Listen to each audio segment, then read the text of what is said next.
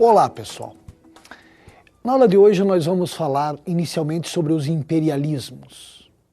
Lembrando que a principal consequência econômica da Revolução Industrial foi a expansão imperialista, pois os países industrializados necessitavam de matérias-primas e de mercados consumidores. Lenin Vladimir Ilyich Ulyanov, que foi uma das figuras mais expressivas da Revolução Russa, escreveu um livro sobre o tema, e para ele o imperialismo se caracteriza por aquela fase do capitalismo quando houve a fusão do capital financeiro com o capital industrial. Nasce dessa forma um capitalismo monopolista. Basicamente, os fatores determinantes da expansão imperialista foram os seguintes: a necessidade de matérias-primas, de mercados consumidores, a superpopulação europeia, o desejo dos capitalistas de aplicarem de forma mais rentável na periferia os seus recursos. Devemos lembrar ainda que havia na Europa, no final do século XIX, uma visão etnocêntrica, racista. Acreditava-se que a civilização ocidental e cristã era superior e que o fardo do homem branco era civilizar o mundo. É nesse contexto de industrialização, de capitalismo monopolista, de teses racistas, de disputas entre as grandes potências, que devemos entender a dominação econômica, política e cultural da Ásia e da África, numa escala um pouco menor da América Latina. O continente asiático. Os britânicos se instalaram na Índia. A velha tática dos romanos, você divide para dominar, foi utilizada com maestria pelos ingleses, jogando sikhs contra hindus, muçulmanos contra hinduístas. Os britânicos dominaram o subcontinente indiano. Enfrentaram revoltas, como a dos cipaios, mas conseguiram restabelecer a ordem. E a Índia foi uma colônia britânica até 1947. A China era um império decadente. Os chineses pouco compravam e quase nada vendiam para os europeus no começo do século XIX. Comerciantes britânicos descobriram um produto que os chineses apreciavam muito. Era o ópio. A população chinesa vai consumir ópio em larga escala. Os britânicos cultivavam papoulas na Índia e vendiam o ópio na China. Preocupados com a saúde de sua população, o imperador chinês proibiu a comercialização e o consumo do ópio. Os britânicos, em nome do livre comércio, foram à guerra. E entre 1840 e 1842 ocorreu a Guerra do Ópio. Os chineses, inferiorizados em termos tecnológicos, acabaram sendo vencidos. A China teve que entregar à Grã-Bretanha Hong Kong e teve que abrir 5 portos ao comércio internacional. Mais tarde, os chineses se rebelaram, foi a chamada Revolta dos Boxer. Mais uma vez, porém, os nacionalistas chineses foram vencidos. A China foi partilhada, espoliada, oprimida pelas potências ocidentais. Tanto é que no século XIX havia uma expressão que se tornara célebre: os negócios da China. Os franceses vão dominar a Indochina, onde hoje é o Vietnã, o Camboja, o Laos. Em síntese, o continente asiático, direta ou indiretamente, vai estar sob o domínio das potências europeias. O Japão foi obrigado a abrir seus portos ao comércio internacional na década de 50 por imposição dos norte-americanos.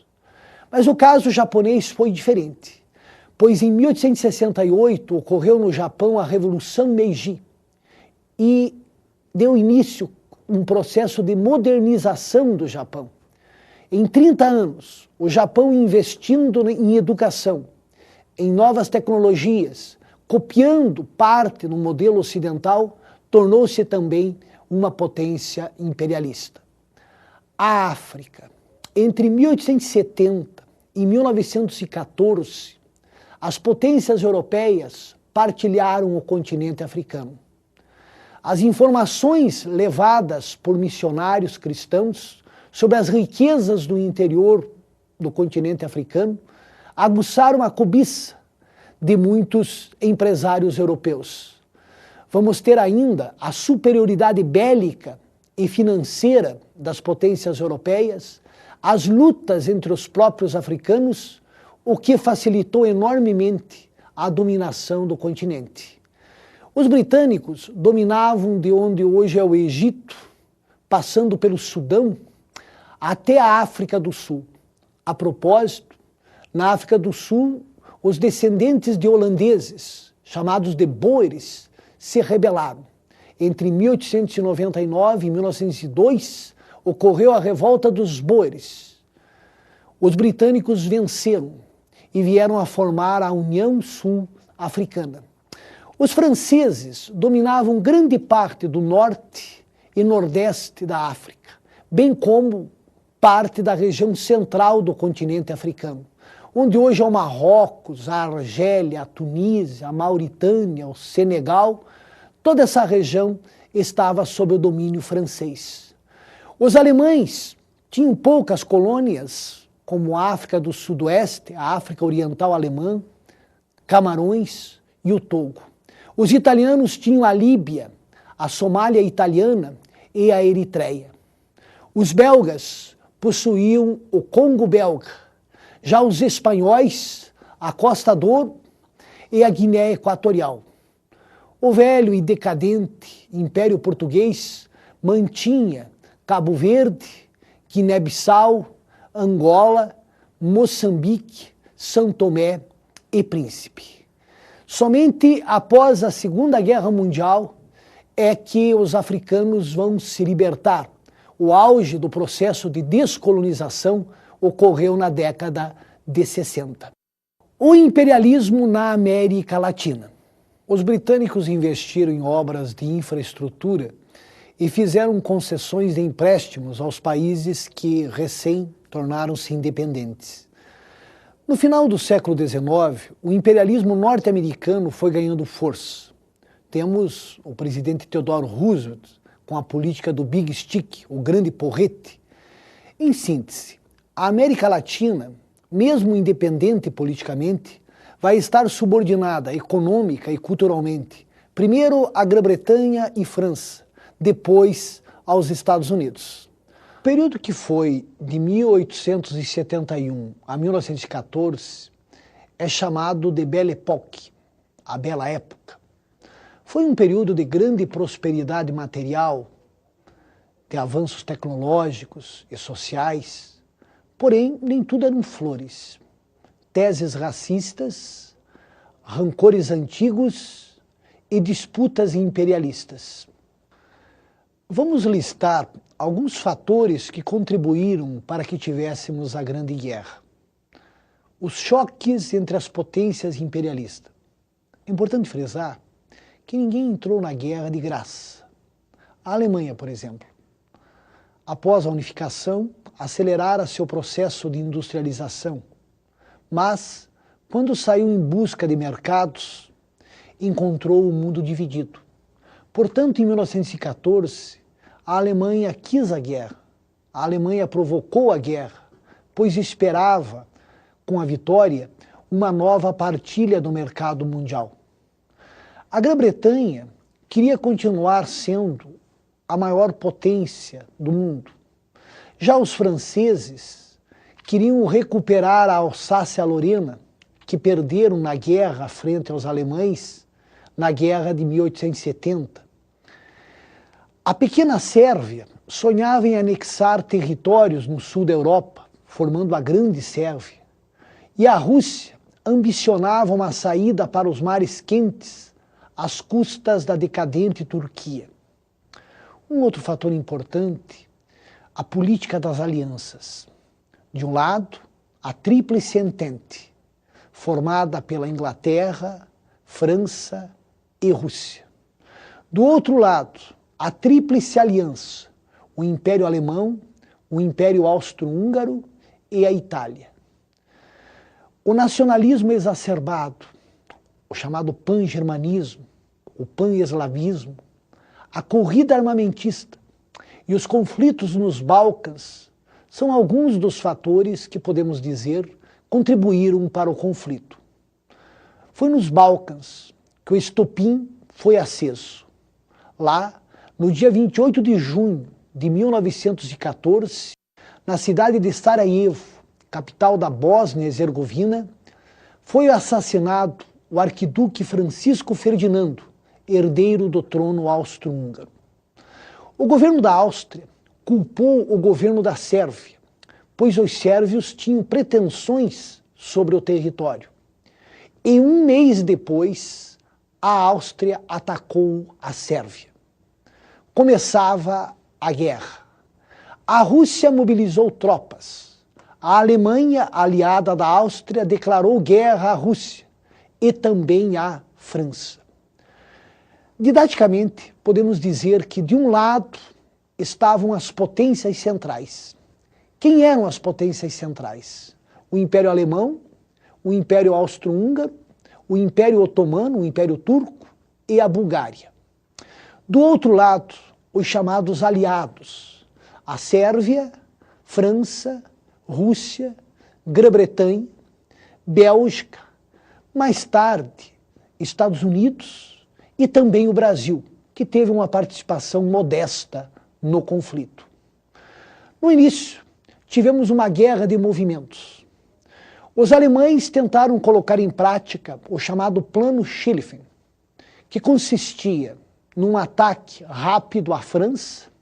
Os alemães esperavam derrotar os franceses em no máximo 6 semanas, para depois se voltarem contra a Rússia. Eles tinham até um slogan: nós vamos almoçar em Paris e jantar em Moscou.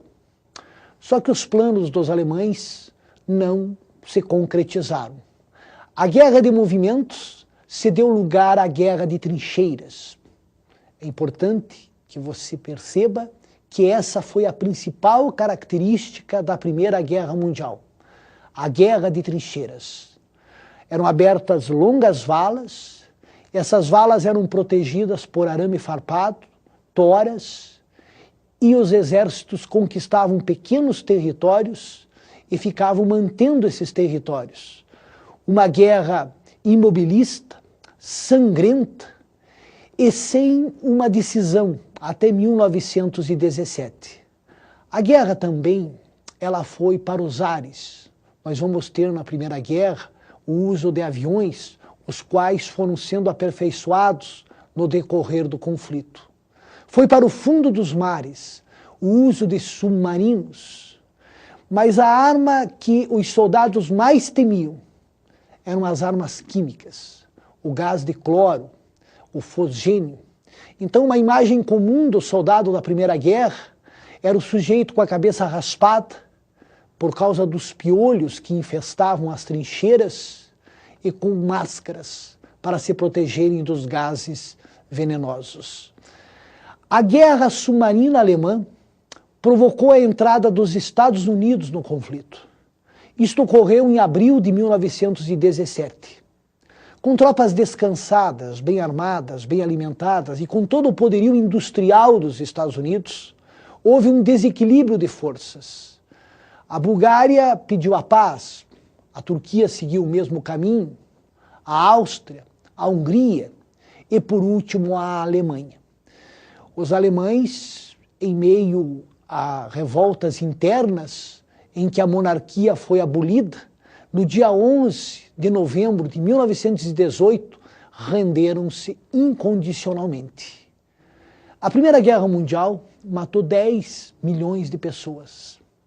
Provocou destruições materiais enormes. Algumas das consequências do conflito, a decadência, o início da decadência dos europeus, especialmente de britânicos e franceses, e a ascensão como maior potência militar e econômica do mundo dos Estados Unidos, e em menor escala do Japão. Outras consequências da guerra. As mulheres vão ganhar uma força política, um movimento sufragista, ou seja, o desejo das mulheres de participarem da vida política vinha lá do final do século XIX. Na Inglaterra, por exemplo, elas vão ocupar postos no mercado de trabalho. Milhares de mulheres vão trabalhar nas fábricas de armas e vão obter o direito de voto. Na Constituição Alemã de Weimar, de 1919, também tivemos a obtenção do voto feminino. Nos Estados Unidos e em outros países, as mulheres conseguiram uma série de direitos que não tinham até a Primeira Guerra Mundial. No final da guerra, tivemos uma epidemia de gripe espanhola. A gripe espanhola matou mais do que toda a guerra. Acredita-se, não há um número exato, mas entre 25 e 30 milhões de pessoas foram atingidas pela gripe espanhola.